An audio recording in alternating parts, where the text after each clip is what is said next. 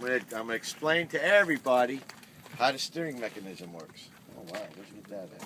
You got it, Hurricane? You got a video? You should have the voice down, though. CB antennas work good. Okay, you go to truck stop, get you one for about $9, and they work real good. Get you one. Yeah. About that long. Yeah. All right. Okay.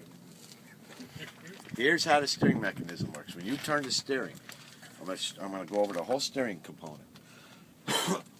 When you turn the steering wheel, you should not be able to turn it more than what? 1 inch. 10%. Okay. When you turn the steering wheel, it's going to turn to, what's this called? Steering column. Steering column. Who knows how far it's allowed to turn? 1 inch. 1 inch. That's a ½ inch each way. So when you wiggle it, if you got more than an inch play, we got a problem. Okay. What is, one more time, what's this? Steering column. Yeah. The steering column has what at the end? Universal joint. Universal joints. We're going to make sure they're properly greased, right? Can I ask one question? Could that be called a steering shaft? Sure. Okay. Okay. Universal joints properly greased. What's this? The gearbox. Steering gearbox. So the steering column or steering shaft goes into the steering box. This is what? Power steering. That's right. That's the power steering reservoir. Okay. So when you turn the steering wheel, it's going to turn the steering column, which is going to turn the gears in the steering gearbox, which is going to make the pitman arm go back and forth. When the pitman arm goes back and forth, it's connected to the drag link. It's going to make the drag link go back and forth, right? We have, what is this called here? Crown A nut. crown nut or castellated nut or castle nut, whichever one you want to call it, because it looks like top of a castle. The reason why it's castellated is so you can put a cotter pin in it. Okay, that nut means nothing without a cotter pin, because you know how much this diesel engine vibrates.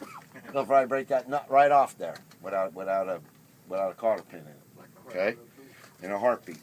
So when the pitman arm goes back and forth, it pulls the drag link back and forth. On the other end of the drag link, we have another castellated nut. We're going to make sure it has a cotter pin in it. The drag link is connected to the upper control arm. The upper control arm turns this left wheel. Okay?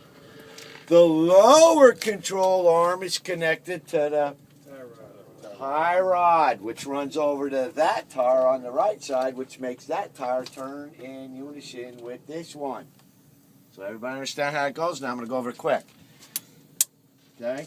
Steering shaft goes into the gearbox. The gearbox makes the pitman arm go back and forth. When the pitman arm goes back and forth, it makes the drag link go back and forth. The drag link, when it goes back and forth, it's connected to the upper control arm, and that turns this wheel left and right. The lower control arm is connected to the tie rod. The tie rod goes over to that tire and makes that tire turn in unison with this one. So now, does everybody understand how the steering system works when you turn that steering wheel? Yep. Check. Good. Very good. That makes all these steering components a lot easier now.